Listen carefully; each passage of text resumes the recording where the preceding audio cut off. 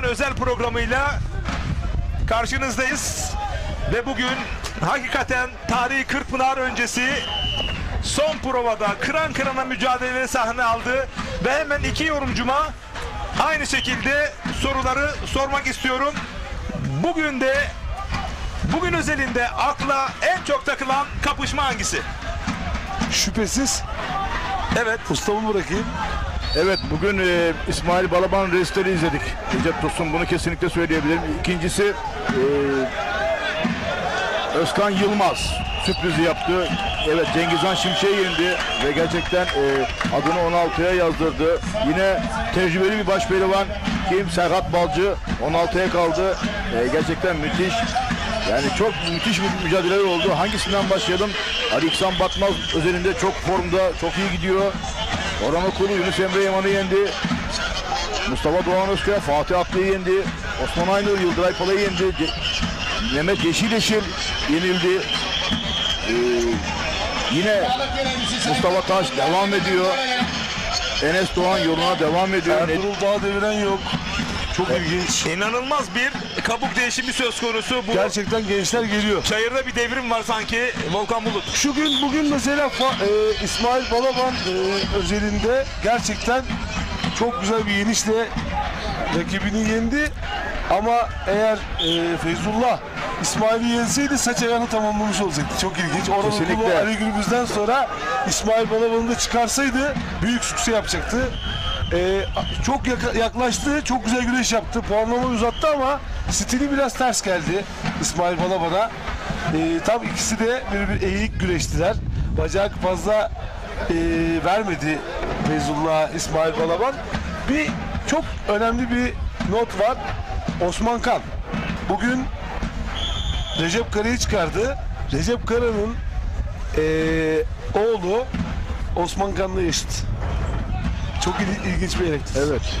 Kesinlikle katılıyorum. Basketbol oynuyor çok güzel.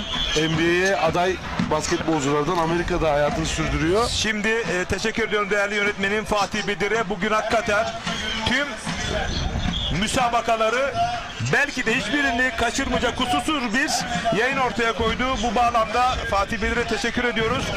Tabii 8 yıllık bir deneyim söz konusu. Bu CV Enerji adı güreş liginin de bu denli yükselmesinde çok büyük pay sahibi. Çünkü güreş severlerimize ulaşmak çok zordu bu anlamda. Dolayısıyla teşekkür ediyoruz. Gerçekten yarın kaliteli. Son 16'da bizi neler bekliyor? Son 16'da her şey olabilir. Ben en azından sürpriz birinin şu anda alt boylarda da kıran kırana mücadeleler devam ediyor. Sürpriz birinin finale kalacağını düşünüyorum. Hani bunu hissiyat mı dersin yoksa yani final yapacak hiç olmayacak birinin final yapacağını düşünüyorum yani. Ali Gürbüz bugün hiç yorulmadı. Yorulmadı Yusuf Can Zeybek yorulmadı. Ben Recep Tosun sana daha önce de söylemiştim. Burada yine bir Orhan Okulu Yusuf Can Zeybek olabilir potada diyebilir dedim yani ama Ali Gürbüz dinlenik. İsmail Balaban çok formda bugün. Yani Feyzullah Aktürk gibi yani gerçekten büyük bir çıkış yapan Feyzullah Aktürk'ü yani saf dışı bıraktı. Müthiş mücadele sonunda. Tecrübeli baş pehlivan Serhat Balcı'ya bakıyorum yani belli bir yaşa ilerlemiş yaşına rağmen müthiş güreş yapıyor. Puanlamalar yani bu yeni süre 30 dakikalık güreş süresi en çok Serhat Balcı'ya yaramış. Yine Recep Kara da iyi çıkış yaptı. Seçkin Duman'ı yendi. Yani bu da çok önemli bir durum. Osman Kan'la korakor bir mücadele yaptı. Yani alabilirdi o maçı. Yani tecrübeli baş pehlivanlarımız da burada kendini gösterdi. Gerçekten yarın müthiş çekişmeler olacak. Tabii ki kurallar çok önemli burada. Yusuf Can Zeybek kimle eşleşecek ya da Ali Gürbüz kimle eşleşecek? Mustafa Taş, evet çıkış arayan dediğimiz Mustafa Taş da adını 16'ya yazdırdı. İsmail Balaban formda. Enes Doğan burada yine devam ediyor. Bugün özellikle Şener Sar araya girmek istiyorum. Yaşar Ehsan Ahmet Taşçı dedi ki Enes Doğan bugün yarın yapacağı performans Kırkpınar'da ben çok büyük bir kendisinden başarı bekliyorum dedi. Dolayısıyla Enes Doğan'ı öne çıkardı. Neler söylersin? Enes Doğan gerçekten ilmik örerek geliyor. yukarı doğru çıkıyor. Çok güzel bir iniş daha oldu bizde. Bu arada güreşlere de gözümüz takılıyor. Evet. Ama dediğim gibi yani bugün Yaşayan efsane Ahmet Taşçı Enes Ahmet Doğan'ı işaret Taşçı, etti. Ahmet Taşçı işaret ettiyse muhakkak bildiği bir şey vardır ustanın. Gerçekten şu var, bugün Faruk Akkoyun'la son şeyde kimle yaptıydı Faruk? Bizim Nedim Gürel'le, takım arkadaşı. Takım arkadaşı. Vallahi çatır çatır güreş yaptı adamlar. Babası oğluna güreş yapıyor. Artık öyle bir duruma geldi lig. Alt boylardan bir haber vermek istiyorum. Tabii ki. Bugün Yunus Emre Karabacak kendi boyunun büyük ortanın liderini geçen hafta Gaziantep şampiyonunu saf dışı bıraktı. Hani belki gözünüze takılmamıştır ama o da yükselişini sürdürüyor. Şimdi çok önemli. Neden önemli? Bu artık Kırkpınar öncesi son ciddi prova. Herkes rüştünü burada hesaplayacak. Mesela Orhan Okulu dedik ya, çok geride kalmıştı. Orhan Okulu şimdi son 16'ya attı kendini. Bu bir özgüven sağlamıştır muhakkak ama tabii kura şansı çok önemli. Evet. Yarın çekecek kura çok Kura önemli. şansı çok önemli diyor Şener Sar.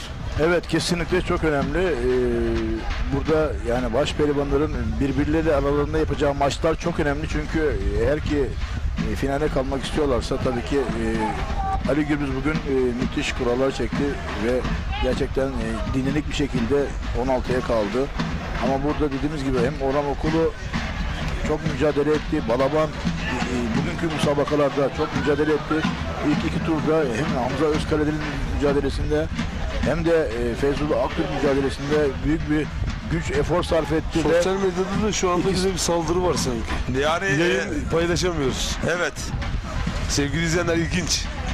Usta lafını kestim ama Yine Serdar Yıldırım yarın o da potaya kendini koyabilecek kapasitede, kendisini gösterebilir durumda. O da gerçekten dinlenik bu yarınki musabakalar için çok çekişmeli mücadele var. Çok güzel mücadeleler var. Gerçekten birbirinden kaliteli sporcular, baş pehlivanlarımız yarın 16 turunda mücadele edecekler. bir son 16'yı bir daha alabilir miyiz Şener Usta? Evet, tekrar edelim. Ali İhsan Batmaz, Hüseyin Gümüşalan, Orhan Okulu, Mustafa Arslan, Mustafa Doğan Özkaya, Ali Gürbüz, Osman Aynur, Özkan Yılmaz, İsmail Balaban, Serhat Balcı, Mustafa Taş, Enes Doğan, Nedim Gürel, Osman Kan, Serdar Yıldırım, Yusuf Can Zeybek. Gerçekten böyle sırım gibi bir son 16. Yarını iple çekiyorum ben. Çok heyecanlı güreşler olacak, çok heyecanlı müsabakalar olacak. Şunu söylemek istiyorum. Böyle bir turnuva yok. Yani Kocaeli her şeyle çok güzel hazırlanmış. Kocaeli Büyükşehir Belediye Başkanı Sayın Tahir Büyükakın bu işe çok büyük destek veriyor. Baş pehlivanları var alt boylarda, altta yapıya büyük önem veriyor. Yani tam bir spor şehri olmuş Kocaeli. Çok güzel de bir saha vardı. Eksikleri var mı? Ya var. Ama evet. gerçekten iyi niyetle hazırlanmış. Alparslan Arslan'ı da buradan tebrik ediyorum. Güreşin içinden gelen, gerçekten bu işe destek veren güzel bir yönetici. Böyle yöneticiler çoğaldıkça bizim işlerimiz daha güzel olacak inşallah. Şener Sar hocam. Evet, ben başaltı ile ilgili bilgi vereyim. Kemal Şahin yoluna devam ediyor. Erkan Taş yoluna devam ediyor. Bu ikili final yaparsa yani ikisi de artık CV Enerji Alı Güreş'in başaltını domine etmiş olacak ikili. Kesinlikle ben 16'ya kalanları söyleyeyim tek tek. Kazım San, Gürkan Balcı, Onur Susuz, Tolga Turan, Cafer Hani Çarkıcı, Serhat Elvan, İmran Vardi, Ömer Yasir Gökkaya, Tufan Güzel, Gökhan Öz, Hasan Güzeller, Kemal Şahin, Necip Al, Erkan Taş, Uğur Şimşek ve Yunus Emre Akman adını 16'ya yazdırdılar Recep Tosun. Hemen organizasyon özelinde Volkan Bulut sana dönmek istiyorum. Alparslan Aslan gibi bu er meydanlarında kol bağlayıp güreş tutmuş eski bir pehlivanın spor müdürü olma avantajını bu tür organizasyonlarda yayabildiğini ve en üst akıl olarak da dizayn ettiğini çok net bir şekilde görürüz. Tüm CV Enerji Alı Güreş Ligi'nde bu tür üst düzey isimlerin organizasyon şemasında yer alması noktasında bir öngörüm var mı? El değmesi lazım. Yani güreşin içinden gelen adamların, zaten Alparslan 12 senedir ligi biliyordu yani. 12 senedir ben onun başının etini yemiştim. Alparslan çok düzgün, omurgalı, gerçekten yaptığı işi iyi yapan. Kocaeli için büyük bir Şans gerçekten, ama bu şansı biz yağlı güreşe adapte etmemiz yani lazım. bölgesel olarak kalmamalı. Tabii bu sadece buraya karışmamalı Alparslan Arslan. Gitmeli, Gaziantep'e de karışmalı. Ordu'ya da Gaziantep'e 10 gün gitmeli. önce git. Tabii 10 gün önce gitmeli. Hatta bu bilgi birikiminle de Edirne Kırkpınar'ımız da organizasyon şemasında gel Alparslan Aslan, sen ne diyorsan biz tüm detaylarıyla bu işleyişi Maalesef Edirne Belediyesi çok karıştırmıyor. Biz de çok, ama şimdi yeni ama bir işte İbrahim yeni, Doğan'ın şimdi son yılı, önümüzdeki yıllarda organizasyonda mutlaka bir yeni bir açılım yapacaklardır. Oradan da mutlaka işte diyorum ya, Alparslan Arslan 10 gün faydalanması önce gerekiyor. gitmeli Kırkpınar'a. Orada eksikleri görmeli. Bence bir ay önce gitmeli ve ara ara Hayır, onda periyotlarla kalmalı ziyaret yani. 10 etmeli. gün önce gidip kalmalı Ha diyorum. öyle yani. mi? O Evet. kadar Ayrılmaz belki buralardan, ama buralar eksik kalır o zaman. Dediğim gibi gerçekten Tahir Büyük Akın çok büyük destekler veriyor. Kocaeli tam bir spor şehri olmuş. Şu anda bulunduğumuz bölge zaten bir atletizm sahası. Şu anda CV Enerji Yağlı Güreş Ligi'ndeyiz ama bir müjdeli de haber verelim. 24-25 Ağustos'ta Karakucak'ta Türkiye'de bir milat olacak. Evet. Ankara Keçiören Belediye Başkanımız Sayın Mesut Özarsan, Doktor Mesut Özarsan himayelerinde 2 gün sürecek bir Karakucak şöleni olacak. 3 kategoride güreşler olacak. Gençler, yıldızlar ve büyükler olmak üzere. Dolayısıyla biz bununla alakalı da özel bir program yapmak durumundayız. Ben bir haber aldım. Yani Sayın Şahin Opur'dan sanki başpehlivana bir araba hediye edilecek. Araba hediye edilecek ve Taha Akgül, birincisi düzenlenen Taha Akgül Karakucak güreşleri. İsme bakar mısın? Çok güzel. Evet. Çok başarılı. Dolayısıyla çok büyük bir Karakucak organizasyonu, hatta Karakucak'ın Kırkpınarı diyebiliriz. Evet, Değerli aynen güreş öyle. severler, biz bunu ayrı bir platformda yine Kesinlikle, özel parantez açarak kesinlikle. işlemek durumundayız. Çünkü bu da bir milat olacak Karakucak özelinde. Evet, çok iyi bir organizasyon ve Ramazan Yeral hocamız da bu Evet. Gerçekten müthiş bir organizasyon. Karakucak üzerinde ve Türkiye'nin en ünlü güreşçileri, şampiyonları bu organizasyonda katılacaklar ve yıldızlar, gençler, büyükler kategorilerinde ve inşallah biz de orada olacağız. Evet, bu arada da güreş severlerimiz mesaj atıyorlar ama bu program Hodri Meydan özel programı. O mesajları almayalım. Alamayacağız. Ben yönetmenimden rica etmiştim Evet. bir önceki turdaki İsmail Balaban galibiyetini. Çünkü şöyle bir şey oldu. Vardayız yukarıda, biliyorsun. Evet. Varın ekranda, varın görüntüsüne baktıkları anda ben de oradayım. Kesinlikle puan yok. Eli kaldırıyor. Ama ekranın görüntüsü, şimdi eğer ekrana gelirse, rica etmiştim ben onu görelim diye yönetmenimizden. O görüntüye bakarak karar verdiler. Sevgili hakemler. Yani Tabii. Buradaki bu taraftan bakınca puan yok İsmail ama Balaban'a. öbür taraftan bakınca Öbür taraftan bizim yayınımızın kameralarından görüntülere bakınca, Evet, ikinci doğru. kez bakınca Evet, oradan kesinlikle. karar verdiler ve belki de çok kritik bir kararı, ben şunu önermiştim daha önceden. Yayının görüntüsü de hakemlerin dibinde olmalı. Çünkü yayın 6 kamera, 7 kamerayla yapılıyor. Buradaki 3 tane 4 tane aynı yönden bakan kamerayla olması yerinden iyi kararlar çıksın diye bence yayın kameralarını da kullanmalı hakemlerimiz. evet, çok önemli bir tespit. Sen neler söyleyeceksin Şener Sar? Kesinlikle evet, bizim prodüksiyon ekibimizin ve ortak yayınımızın kameralarıyla bu görüntülerin Bu arada müthiş bir mücadele var.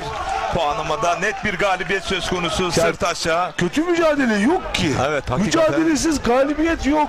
Evet. Herkes kemik sesi geliyor derler ya. çatır çatır güreşler oluyor. Bugün gerçekten sabah seansından beri müthiş mücadeleler var. Tüm alt boylarda, kategorilerde ve baş pehlivanlık güreşlerinde birbirinden çekişmeli güreşler nerede oluyor? Sekka Park Er Meydanı'nda CV Enerji Yağlı Güreş Ligi'nin 3. ayağında ve gerçekten bu organizasyonda en çok emeği olan değerli başkanımız Sayın İbrahim Türkiş ve bu organizasyonun ana sponsoru Tarık Sarvan Bey'e, CV Enerji, evet. CV Enerji, evet, Tarık Sarvan Bey'e ayrıca teşekkür ediyoruz ve bu organizasyonda kuşkusuz ev sahipliği yapan Kocaeli Büyükşehir Belediye Başkanımız Doçent Doktor Tahir Büyükakın Bey ve teknik ekibinde Spor Daire Başkanımız Ali Yeşildal ve Spor Müdürümüz Alparslan Aslan'ın müthiş çabaları var, müthiş emekleri var. Bu organizasyona emek harcadılar.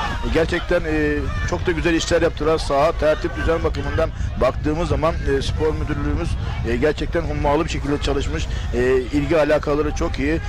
Bize basın mensuplarına olarak göstermiş oldukları gerçekten ilgileri muhteşem. Ben hepsine ayrı ayrı teşekkür ediyorum. Organizasyon çok güzel, sahamız çok güzel. Her şeyle dört dörtlük diyorum. Yarın müthiş mücadele olacaklar. Şimdiden yarınki müsabakaları dört gözle bekliyoruz Recep Tosun. Evet, ben hemen bugün Çayır ve Kule hakemlerinin kararları noktasında neler söyler Volkan Bulut? Ben kusursuza yakın bir... Çok yakındım bugün onlara. Biliyorsun görevden dolayı. Gerçekten müthiş bir ekip kurulmuş yukarıda. Herkes görevini biliyor. İşte bir ustamız başında koordinatör, arkada usta duruyor. Hemen konuya müdahil oluyor. İzleyiciler belli. Yani var izleyicileri belli. Hemen orada karar veriliyor. Hızlı bir şekilde karar veriliyor. Çok önemli işlere imza atıyorlar. Bu ekip gerçekten çok verimli ve uyumlu çalışıyor. Onu diyebilirim. Ustamız MHK Başkanı gerçekten Şükrü Kazan. Şükrü Kazan Evet. omurgalı duruşunla arkada güzel koordine ediyor hakemleri ve herkes pür dikkat sahada. Çünkü buradaki her olay çok önemli güreş için. Evet, Şener Sar, Çayır hakemleri ve Kule hakemlerinin vermiş olduğu kararlar doğrultusunda neler söylemek istersin? Ben kusursuza yakın bir düdük çaldıkları kanaatindeyim. Hiç eyyamcılık yapmadılar. Kesinlikle Hakaniyetli düdük çaldılar. MHK Başkanımız Şükrü Kazan bunların belirtilerini bize söylüyor zaten. Biz madem bilgileri bize paylaştı ama biz bunları tabii ki söylemiyoruz. Tabii ki bizde saklı bunlar. Ve organizasyondaki görev yapan çayır hakemleri Türkiye'nin en iyi çayır hakemleri, CV Enerji Güreş Ligi'nde görev yapan hakemler ve yukarıdaki görev yapan kule hakemlerimiz de çok birbirinden seçilmiş değerli hakemlerimiz. VAR sistemimiz zaten var. VAR sistemi de çok güzel müdahale ediyor ve ben bu organizasyonda hakemlik açısından baktığım zaman ben bir şey bulamadım. İnanın ki yani öyle şey bulamadım ve çözümü de çok kolay oldu. VAR sistemiyle de bunlar çözüldü bugün. Çok da net bir şekilde kusursuz diyebilirim Recep Tosun. Evet, yalnız bugün özellikle alt boylardaki çıraklar ve onların hocaları biraz fazla yoğun itirazları oldu. Bu noktada tabii ki yenen de oluyor, yenilen de oluyor. Yenilenin bir şekilde itirazları söz konusu. Bunu minimize edebilmek için bir öngörüm var mı? Şimdi bunu minimize edebilmek için bunun kararları, yönetmenlikleri çok iyi bilmeleri gerekiyor. Yani bunun yönetmenlikleri bilmedikleri takdirde işte bu kurallara itiraz ediyorlar. Yeni işlere itiraz ediyorlar. Bunları sporculara çok iyi anlatmaları gerekiyor. Çok iyi bilgiler vermeleri gerekiyor ki sporcular da o şekilde musabakaya çıktığı zaman ona göre musabakasının maçını yapması gerekiyor. Eğer bu bilgileri vermezseniz zaten sıkıntı burada doğuyor. İşte veliler bilgilendirilmiyor. Veliler müdahale ediyor. Bunları önlemek için tabii ki önceden öncelikle hocalar diyorum, ustalar diyorum. Öncelikle bu kararları, güreş kurallarını, yağlı güreşin kurallarını çok iyi bilmeleri gerekiyor. Yönetmenlikleri çok iyi bilmeleri gerekiyor. Sarı kart nerede verilir, kırmızı kart nerede verilir, molalar nasıl verilir, yani puan alma şekilleri nasıl olur, yeni şekilleri nasıl olur? Bunları sporcularınıza anlatmanız gerekiyor. Eğer bunları anlatmazsanız burada tabii ki güreş alanında çirkin görüntüler oluyor, itirazlar oluyor, işte fiili müdahaleler oluyor. Bunları Her maç önemli usta artık, yani her maç Hayati final. derecede önemli. Çok hakikaten. önemli. Yani şimdi bunun 3 sene önce yapılan Seke Park güreşi olduğunu düşünün. 3 sene önce böyle güreş görebilir miydik? Böyle güreş görürdük.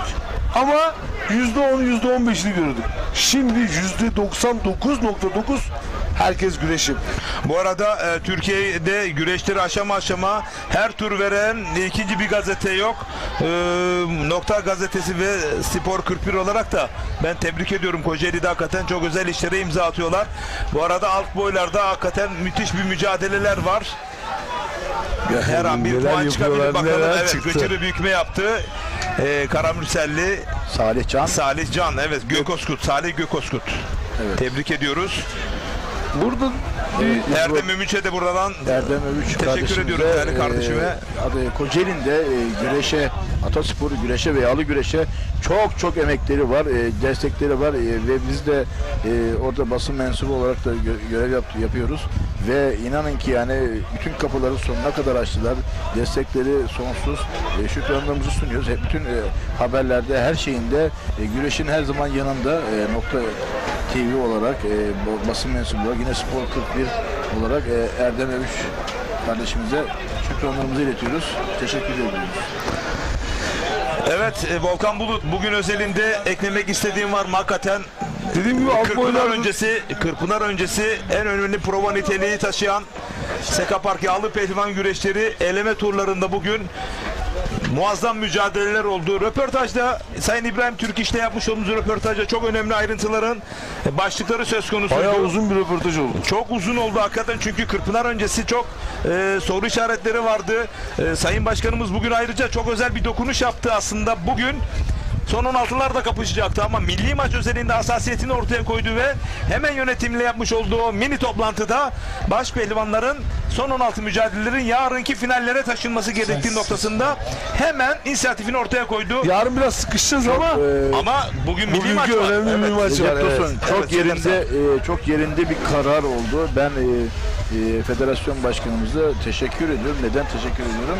Çünkü böyle bir karar aldığı için. Çünkü böyle maçlar, şimdi saydık 16 tane isim saydık. İnanın ki yani bu isimler heba mı olsun?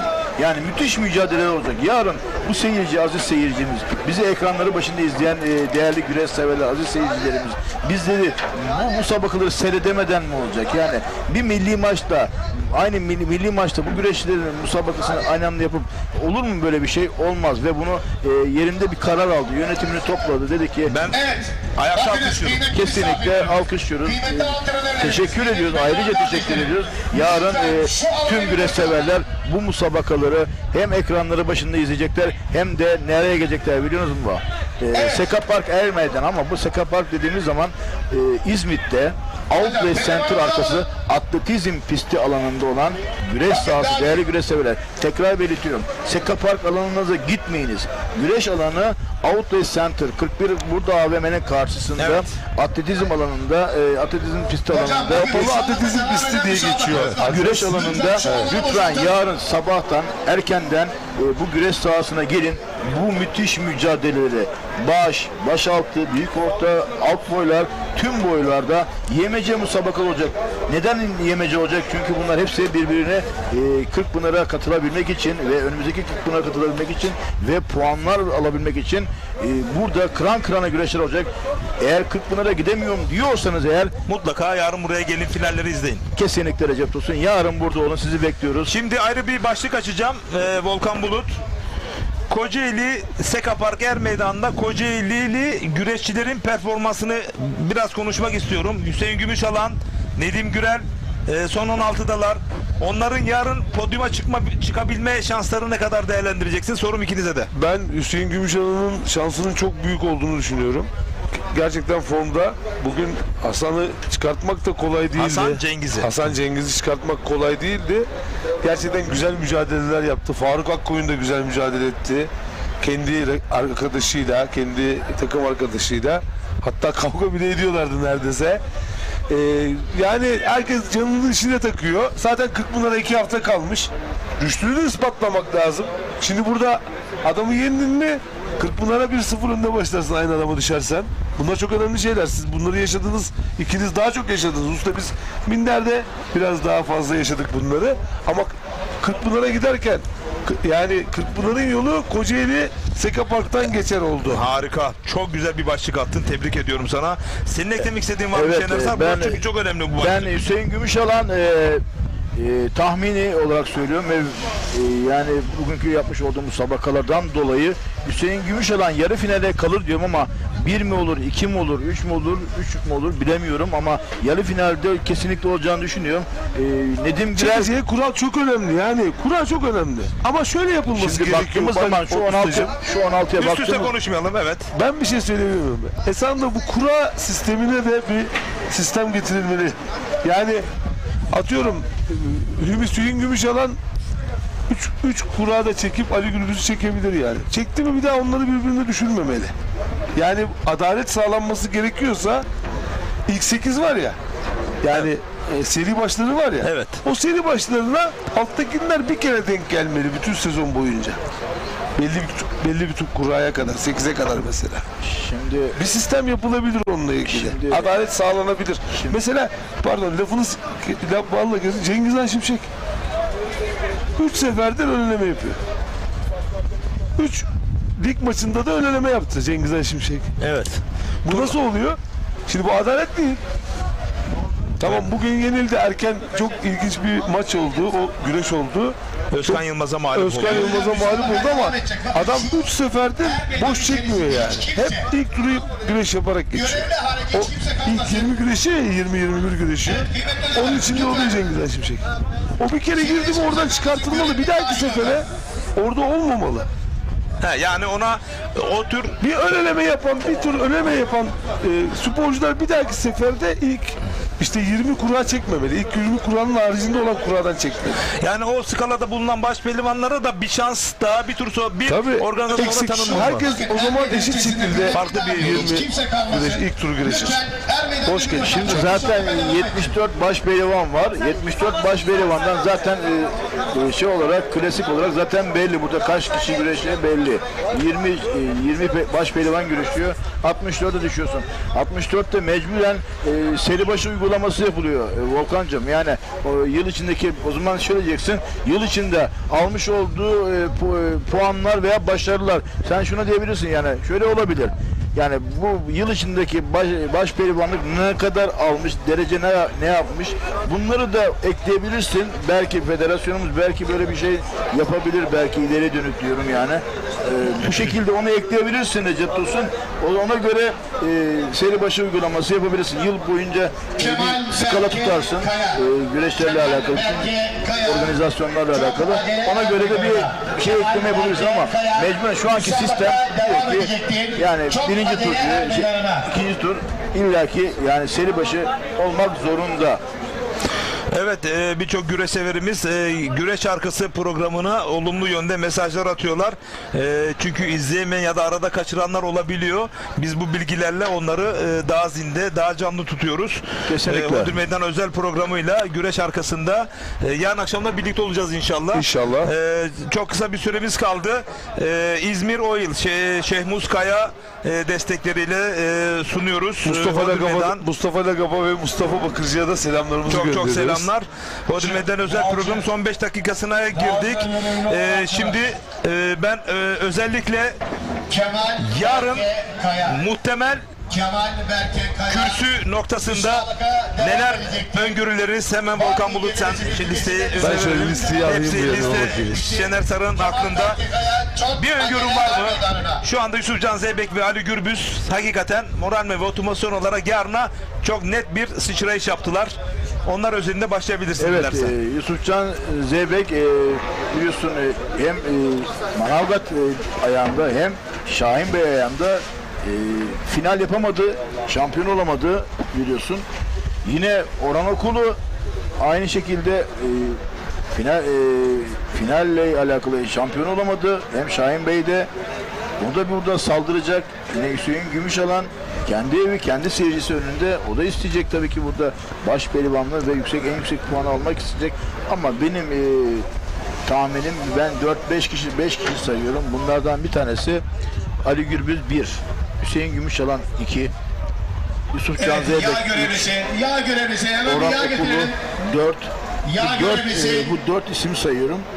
Ama buna 5. eklenebilir mi? Eklenebilir ama tahminim bu şekilde yürüyor. Yani Ama ustacığım Orhan- onu zaten ya, ilk televizyonu açıp da izleyen herkese sorsak senin dediklerini sayar ustacığım yani. Şimdi kızmak yok. Şimdi biz Ben Mustafa Arslan'ı bakın biz ondan sonra performans Kanı bir dakika, bir dakika. Ben performans açısından söylüyorum sevgili Volkan. Tabii ki hepsi gönlümüzden geçer. Tabii ki en sevdiğimiz kardeşimiz çıksın, yapsın. sürpriz Hayır, yapabilecek farklı birisini isim özelinde sürpriz yapacakları yaklaşıyor Volkan. ötekiler zaten bilindik kişiler usta. Mesela Çok sürpriz değil diyor. Ali Gürbüz birinci olması tabii kadar daha hayır, doğal ne çok olabilir? doğal. Evet. Osman Ben- Kan mesela final yapabilir Serdar yani. var. Ona bakarsan. Serdar Yıldırım Evet. yapabilir.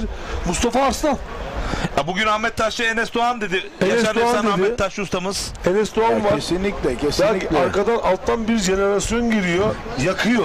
Yaka yaka geliyor. Evet. Saç ayağını bitirdi yani. Şimdi Şener sana bırakalım.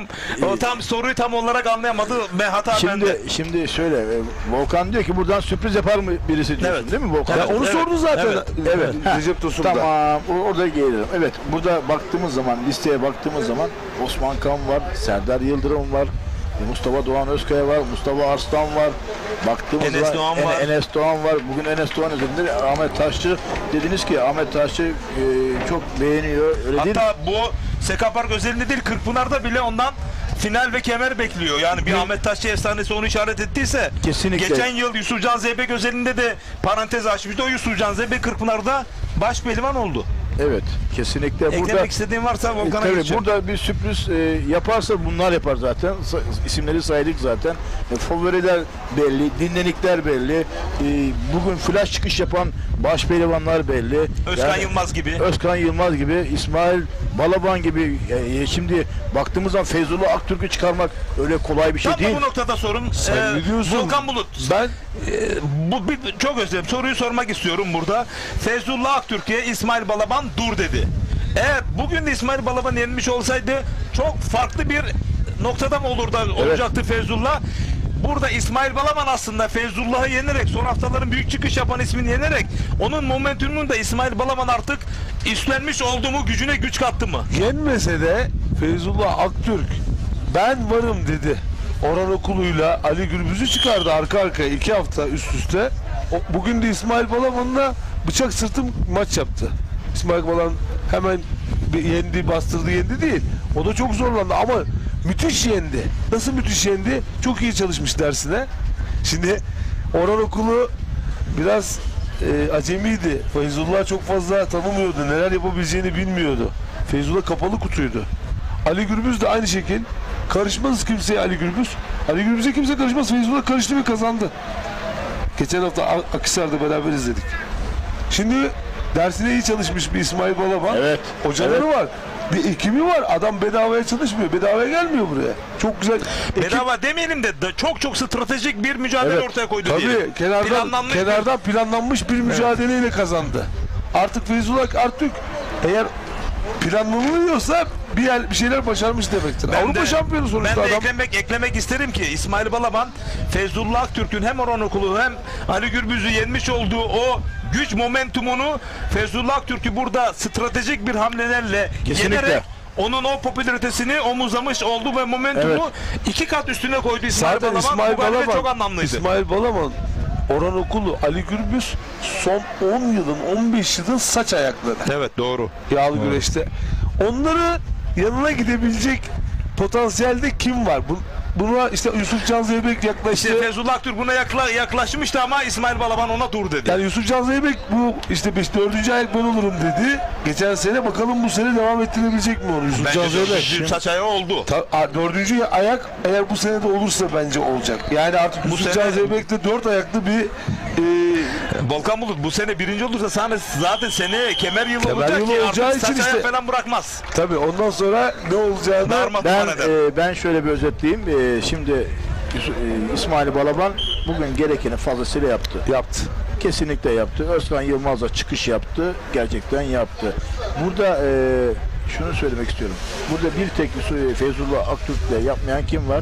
Yusufcan Zeybek var değil mi? Evet. Yapmadı. Ama dediğin gibi burada en yüksek moralli çıkan kim? İsmail Balaban. Bütün morali üzerine aldı ve gerçekten yani bugünkü bütün görevini yapmış oldu. Benim demem şu ki yani dur dediler. Feyzullah Aktürk'e dur dediler ve artık şimdi baş pehlivanlar maç yapa yapa birbirinin artık açığını biliyorlar. Bugün balaban güreşini başından sonuna kadar tabii ki biz burada anlattık ve takip ettik. İnan ki yani İsmail Balaban Feyzullah Aktürk'ü çözmüş. Safa safa güreşti. Adım adım güreşti. Hem baskındı, hem tempoluydu, hem kondisyonu. Ben burada beraber anlatırken, değerli üstadlarla beraber anlatırken şu. Yani çok tempolu, iki kondisyonlu iki baş pehlivandan bahsetmiştik. Ama benim anlatmamda şu var. İsmail Balaban daha kondisyonluydu, daha istekliydi ve rakibinin hücum ataklarını çok iyi kesti. Açıkları çok iyi kapattı ve gerçekten müthiş galibiyet elde etti. Ben burada Sezar'ın hakkını Sezar'a verin derim. Ben de Sezar'ın hakkını verdim. Evet, İsmail artık Balaban'a. son sorumu soracağım ve kapanışı yapacağız. Değerli güreşseverler, yarın burada final yapan ya da birinci olan ya da final yapan Tarih Edine Kırkpınar'da altın kemer şansı %'ne kadar Volkan Bulut. Bu şekilde kapattım mı Çok kapanışı büyük yapalım. sükse yapar. Yani burası Kırkpınar'ın provası, Kırkpınar'ın kendisi burası. Belki Kırkpınar'dan daha değerli gören sporcular var. Neden? Adam diyor ki mesela Yunus Emre Karabacak'ı söyleyeceğim ben tekrardan. Bugün çok mutluydu. Neden?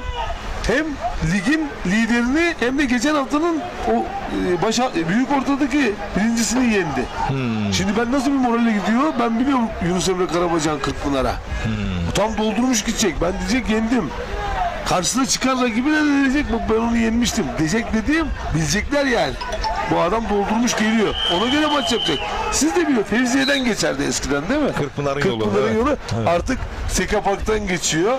Sekapak'ta yenenler moralli gidiyor. Yenilenler de ders alıp gidiyor Kırkpınar'a. Şener Sar, Evet, Sekapa yarın burada final yapanlardan biri Kırkpınar'da başpehlivan olabilir mi? kesinlikle katılıyorum. Geçen sene de öyle oldu. Bu sene de öyle olacak diye düşünüyorum. Ama bana desen ki Şener Sar burada yarın kim baş pehlivan olur desen diyemem. İnanın ki diyemem yani. Desem Sen diyebilir misin Volkan? Yanılabilirim. Bence Ali Gürbüz başpehlivan olabilir yarın. Ben diyemem. Diyemiyorsun, evet. Diyemiyorum. Çünkü Tebrik ediyorum Şener. Ben de diyemiyorum Volkan Bulut. Sen evet, İyi Ali kura Gürbüz- çekerse Ali Gürbüz çok formda. yarın 16'daki kurala çekilsin. Galipler Orası çok önemli değil mi? Onu son 16 kesinlikle kurası çok önemli. Çok 16 İyi, çok önemli. günlük güreşi oluyor. Hepimiz güreş yaptık. Ve o Günlük gün güreşi nasıl oluyor. başlarsan öyle Tabii, gidiyor. aynen Zor öyle. başlarsan Aynen zor öyle. gidiyor. Kolay başlarsan kolay gidiyor. Atıyorum Ali Gürbüz ilk turdan çekti Orhan Okulu'yu İsmail Balaban'ı. Ali Gürbüz Şahin Bey'de son 16'da çok iyi bir kura çekti ve finale kadar Oradan hiç daha- sürükledi gitti. Sürükledi. Toplam yani final Kesinlikle, harici kesinlikle. toplamda 10 dakika güreş yapmadı. Peşref dahil. Kesinlikle katılıyorum. Yarınki kurallar çok önemli. Eğer gerçekten kura olayında zor eşleşme olmazsa favori isimlerden biri yarın baş pehlivan olur. Burada altın kemer alır ve Kırkpınar'a morali bir şekilde gider. Serhat Acaba- Balcı'ya da değinmek istiyorum. Bu Son yaşta olarak kapanış yapacağız, evet. bu yaşta Çok büyük takdir hak adam ediyor. güreş yapıyor ya. Kendine bakıyor. Bakmasa bu güreşi yapamaz. Yani usta profesyonel, hani çok. bu gerçekten Bu profesyonel. arada ona Hacı Serhat Balcı Hacı diyelim, Serhat Balcı diyelim. ünvanını, çünkü bana dedi ki abi benim Avrupa, dünya ya da olimpiyat ne olursa olsun baş pehlivanlığım hepsi geçeceğim ama benim hacılık en büyük- ünvanım kalıcı en büyük dedi. ünvanım o dedi, Hacı evet. Serhat Balcı'ya buradan kucak dolu sevgiler yolluyoruz. Hakikaten gençlere rol model oluyor. Pehlivanlık ve efendilik noktasında. Aynen her öyle, şeyini aynen ortaya öyle. koyuyor. Aynen, Çok da düzgün. mütevazi. Evet. Tebrik ederiz. Allah yolunu açık etsin. deriz Teşekkür hocam. ediyorum. Ben teşekkür Şener Sar, ediyorum. Volkan Haftaya Bulut. neredeyiz? Haftaya değil, çarşamba günü Afyon, Şuhut, Karaadili'deyiz değerli güreş severler. Haftaya çarşamba günü Afyon, Şuhut, Karaadilli Er Meydanı'nda olacağız. Belki Değerli yıllar güreşseverler, sonra, 28 yıllar sonra. yıl aradan sonra tanıtım fragmanımız da zaten program sonrası hemen ekranlara girecek sunumdan sonra tanıtım fragmanımız Şuhut, Karaadilli Er Meydanı'nda Hüseyin Şahin Belediye Başkanımız, Karaadilli Belediye Başkanımız himayelerinde tertip edecek. Orhan Okulu gibi, Enes Doğan gibi birçok önemli başpehlivanlar o gün orada kol bağlayıp güreş tutacak değerli güreş severler.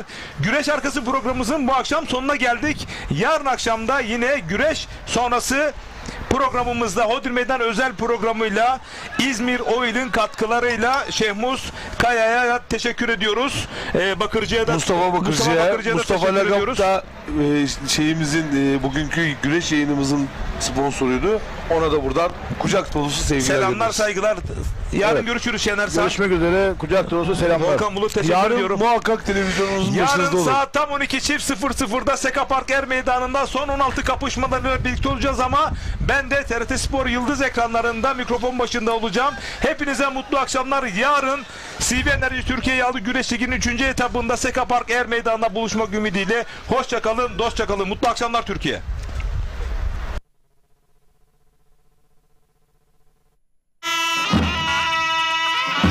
İzmir Oil'in sunduğu Kocaeli Güreşleri günün yorumu sona erdi.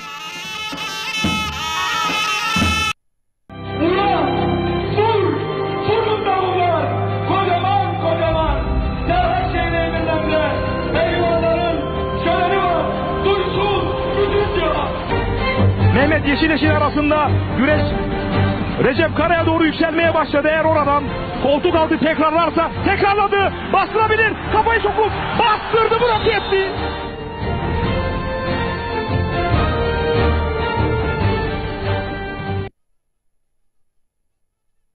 Yine kafasıya bırakmadı Okan'ın bunu. Yapacaktı. Sırttan geldi Kürtü. Güreş severler ekran başına. 28 yıl aradan sonra tekrar atasporumuz güreşin ateşinin yakılacağı Afyon Şuhut Karaadilli Yağlı Pehlivan güreşleri 26 Haziran Çarşamba günü canlı yayında Güreşin Kalbi Ekin Türk TV'de. Ve işte Afyon Şuhut Kara